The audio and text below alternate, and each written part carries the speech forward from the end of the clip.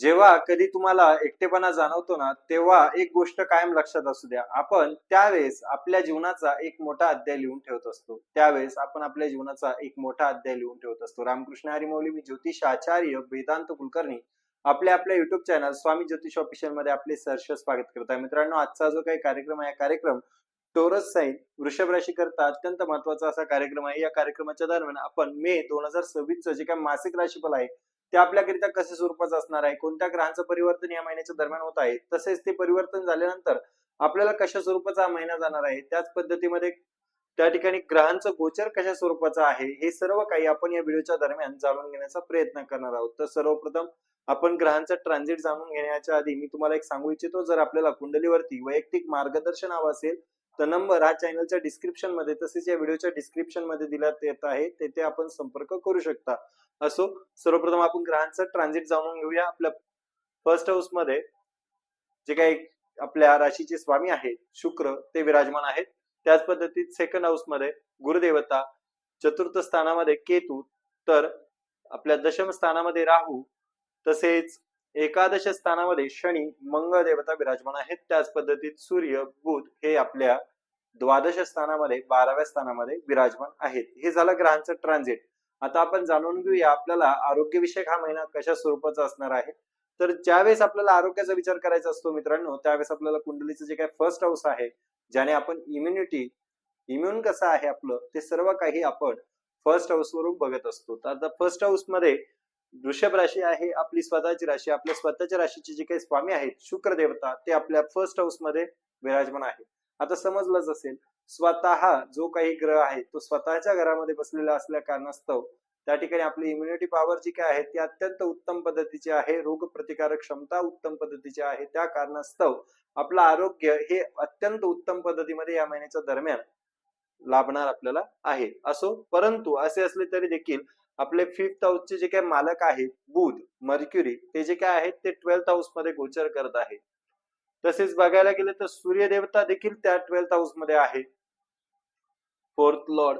So that's why आपण असं म्हणूया की आपल्याला फार झालं तर त्वचेच्या संदर्भामध्ये थोड्याशा पद्धतीमध्ये काळजी आपल्याला या महिन्याच्या दरम्यान घ्यावा लागणार आहे. त्याच पद्धतीत जर आपण खूप दूरचा प्रवास केला तर त्या ठिकाणी स्किन इन्फेक्शन, त्याच पद्धतीमध्ये आपल्याला थोड्याशा पद्धतीमध्ये जे काही पायांचा त्रास हा थोड्याशा पद्धतीमध्ये जाणवू शकतो. बाकी हा महिना जर आपण बघितला तर अत्यंत उत्तम पद्धतीमध्ये आपल्याला असणार आहे आरोग्याच्या दृष्टिकोनातून.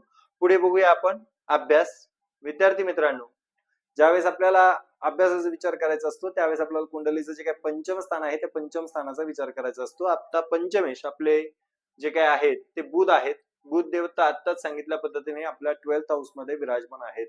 12th हाऊस मध्ये असलेले जे काही बुध देवता आहे हे आपल्याला थोड्याशा पद्धतीमध्ये अभ्यासाचे विषयक कुठेतरी निष्काळजीपणा देऊ शकतात. थोड्याशा पद्धतीमध्ये आपलं जे काही मन आहे ते दुसरीकडे लागणं, जसं की खेळण्यामध्ये, त्याच पद्धतीत प्रेमामध्ये, थोड्याशा पद्धतीमध्ये त्या ठिकाणी आपल्याला अशा स्वरूपाचा हा महिना असणार आहे. अभ्यासामध्ये थोडस कॉन्सन्ट्रेशन आपण करू शकणार नाही आहात. परंतु असे असले तरी देखील ज्यावेळेस बुध देवता हे आपल्या फर्स्ट हाऊस मध्ये आपल्या स्वतःच्या राशीमध्ये ट्रान्झिट करणार आहे, केव्हा करणार आहे ते 15 मे रोजी. 15 मे रोजी ज्यावेळेस बुध देवता फर्स्ट हाऊस मध्ये येणार आहे त्यावेळेस त्या ठिकाणी आपल्याला जर एखादे पेपर असतील, एखादे मोठे निर्णय घ्यायचे असेल, ठीक आहे, तर ते स्टडीच्या विषयक निर्णय हे आपले फ्रुटफुल असणार आहे. त्या ठिकाणी आपल्याला उत्तम पद्धतीचे यश संपादन हे होणार आहे. पुढे बघूया प्रेम. मित्रांनो, जे काही प्रेम आहे त्या प्रेमाचा जो काही अभ्यास आहे तो आपल्याला फिफ्थ हाऊस वरूनच करावा लागतो. तर फिफ्थ हाऊसचे जे काही लॉर्ड आहेत ते बुध देवता आता सांगितल्या पद्धतीने आपल्या 12th हाऊस मध्ये गोचर करत आहे. त्याच पद्धतीत पुढे बघितल्या गेल्यास शनी व मंगळ हे दोन पापग्रह जे काय आहे यांची जी काही दृष्टी आहे ती आपल्या फिफ्थ हाऊस वरती आहे. आता कळालंच असेल, फिफ्थ हाऊस मध्ये या दोन पापग्रहांची दृष्टी असल्या कारणास्तव आपला जो काही पार्टनर आहे त्याच्यामध्ये थोड्याशा पद्धतीमध्ये अग्रेसिव्हनेस हे आपल्याला बघितल्या जाईल. त्याच पद्धतीत कारणही माहिती नसेल परंतु त्या ठिकाणी आपल्यामध्ये वादविवाद हे क्रिएट होऊ शकतात. तसेच त्याच पद्धतीमध्ये फिफ्थ हाऊस वरती शनी व मंगळाची दृष्टी असल्या कारणास्तव थोड्याशा पद्धतीने अग्रेशन हे आपल्यामध्ये देखील असणार आहे. परंतु पुढे ज्यावेळेस बुध देवता हे फर्स्ट हाऊस मध्ये आपल्या ट्रान्झिट करणार आहे त्यावेळेस मात्र आपलं जे काही लव्ह रिलेशन आहे ते अत्यंत उत्तम पद्धतीचं होणार आहे. असो, पुढे बघूया आपण मॅरेज लाईफ, मॅरिड लाईफ. आपल्या 7th हाऊस मधून आपण जे काय आहे मॅरिड लाईफ बद्दल जाणून घेत असतो. आपल्या 7th हाऊसचे जे काय मालक आहे ते मार्स, ते आपल्या मंगळ, ते आपल्या 11th हाऊस मध्ये गोचर करत आहे.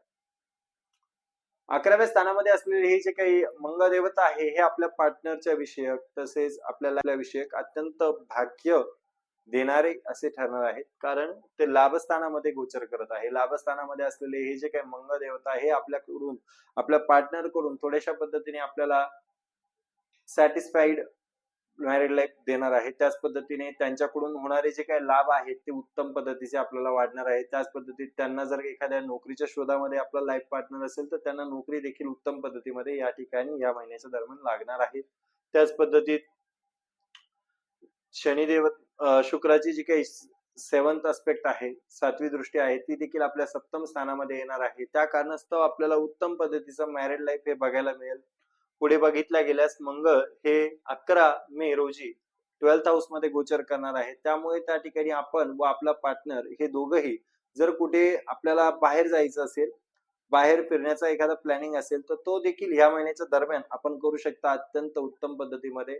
आपल्याला जर देशाबाहेर जरी फिरायचं असेल तरी सुद्धा ते अत्यंत उत्तम पद्धतीमध्ये आपण जो काही प्लॅन आहे हा मे महिन्याच्या दरम्यान करू शकता, कारण मंगळ देवता हे आपल्या 12th हाऊस मध्ये गोचर करणार आहे. नवनवीन संधी, नवनवीन ऊर्जा आपल्याला या महिन्याच्या दरम्यान अनुभवायला मिळेल मॅरिड लाईफ मध्ये. पुढे बघूया आपण भाग्य, करिअर. मित्रांनो, ज्यावेळेस आपल्याला भाग्याचा विचार करायचा असतो त्यावेळेस आपल्याला 9th हाऊसचा विचार करायचा असतो. कालपुरुष कुंडलीनुसार 9th हाऊस जे काय आहे हे गुरुच्या अधिपत्याखाली येत असतं आणि गुरुदेवता हे आपल्या 2nd हाऊस मध्ये धन भावामध्ये विराजमान आहेत. त्याच पद्धतीत आपले जे काही 9th लॉर्ड आहे शनिदेव हे आपल्याला लाभस्थानामध्ये आहे. ज्यावेळेस मित्रांनो शनिदेव किंवा 9th लॉर्ड हा ज्यावेळेस 11th हाऊस मध्ये लाभस्थानामध्ये असतो त्यावेळेस त्या ठिकाणी आपल्याला उत्तम पद्धतीचा भाग्याकडून लाभ हा होत असतो. उत्तम पद्धतीचं यश संपादन हे होत असतं. आपल्याला कोणतेही शॉर्टकट देखील वापरून त्या ठिकाणी यश संपादन होत असतं. त्यामुळे त्या ठिकाणी कोणत्याही पद्धतीचा आपल्या भाग्याच्या विषयक या महिन्याच्या दरम्यान त्रुटी दिसून येत नाही. त्याच पद्धतीत गुरुदेवता देखील आपल्या 2nd हाऊस मध्ये धनस्थानामध्ये असल्या कारणास्तव आपल्याला कुठेही चांगल्या पद्धतीची प्रगती या महिन्याच्या दरम्यान जाणून येईल, दिसून येईल. तसेच त्याच पद्धतीने बघितल्या गेल्यास जे काही 10th लॉर्ड आहे करिअर बघतोय आपण. 10th लॉर्ड जे काय आहे ते देखील शनिदेव आहे, ते देखील लाभस्थानामध्ये बसलेले आहे, 11व्या स्थानामध्ये बसलेले आहे मंगळाबरोबर. त्यामुळे आणि ते देखील स्वतःच्या मित्राच्या राशीमध्ये बसलेले असल्या कारणास्तव मित्राबरोबर बसलेले असल्या कारणास्तव त्या ठिकाणी आपल्याला उत्तम पद्धतीचं करिअर देखील या महिन्याच्या दरम्यान जाणून येणार आहे.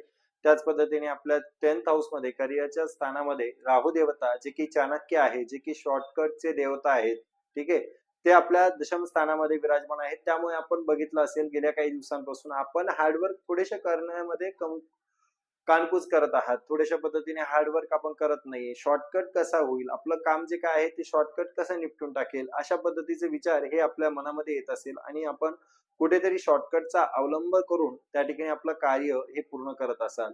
आता राहू देवता 10th हाऊस मध्ये आपल्याला एक प्रकारचा AI आर्टिफिशियल इंटेलिजन्स करून ठेवतो. त्याच पद्धतीत जे काही राजकीय लोक आहेत त्यांच्यासाठी हा जो काही 10th लॉर्ड आहे, सॉरी 10th हाऊस मध्ये जो काही राहू आहे हा उत्तम पद्धतीचा मानला जातो. जर राहू 10th हाऊस मध्ये तसेच सूर्य देखील बलवान असला तर असे व्यक्ती जे काय आहे ते राजनीतीमध्ये अत्यंत धुरंधर अशी कामगिरी करत असतात. त्यामुळे आपण म्हणू शकू की आपलं जे काही 10th हाऊस मध्ये करिअर आहे ते अत्यंत उत्तम पद्धतीचं आहे. त्याच पद्धतीने जर आपल्याला प्रमोशनचा विचार असेल या महिन्याच्या दरम्यान तर तुम्हाला एक सांगू इच्छितो, 10th लॉर्ड जे काय आहे ते आपल्या 11th हाऊस मध्ये आहे. आपल्याला कोणत्याही पद्धतीची ढैया शनीची किंवा त्या ठिकाणी 7.5 चालू नाहीये.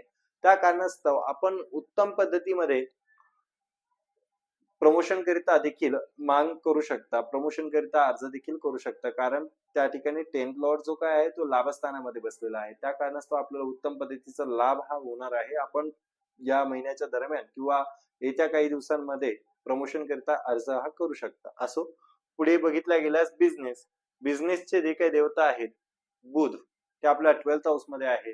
ते ज्यावेळेस 1st हाऊस मध्ये ट्रान्झिट करणार आहे, तसेच सूर्य ज्यावेळेस 1st हाऊस मध्ये ट्रान्झिट करणार आहे 15 तारखेला, त्यावेळेस त्या ठिकाणी आपल्याला उत्तम पद्धतीचा बिझनेसच्या स्वरूपामध्ये देखील फायदा हा होणार आहे. तसे बघायला गेल्यास शुक्र जो काय आहे, विनस जो काय आहे, तो आपल्या फर्स्ट हाऊस मध्ये आहे. त्या कारणास्तव आपल्याला तिथून देखील ज्यांचा बिझनेस असेल कॉस्मेटिक संदर्भामध्ये, त्याच पद्धतीत ज्वेलरी संदर्भामध्ये, त्यांना हा जो काही बिझनेस आहे तो उत्तम पद्धतीचा जाण्याचे योग आहेत. त्याच पद्धतीत प्लॉटिंगचा व्यवसाय ज्यांचा आहे त्यांना देखील उत्तम पद्धतीचा बिझनेस असणार आहे. जस्ट बिकॉज ऑफ का म्हणतोय मी असं, कारण मंगळ देवता हे आपल्या लाभस्थानामध्ये आहे. त्याच पद्धतीत शुक्र देवता हे आपल्या फर्स्ट हाऊस मध्ये आहे. त्यामुळे उत्तम पद्धतीचा बिझनेसच्या स्वरूपामध्ये आपल्याला यश संपादन होणार आहे. त्याच पद्धतीत ज्यांचा एक्सपोर्ट इम्पोर्टचा बिझनेस आहे त्यांच्याकरिता देखील हा जो काही मित्र राशीचा सूर्य आहे हा अत्यंत प्रमाणामध्ये लाभकारक ठरणार आहे. त्यामुळे बिझनेसच्या विषयक जर विचार केला तर तो अत्यंत उत्तम पद्धतीचा आपल्याकरिता असणार आहे.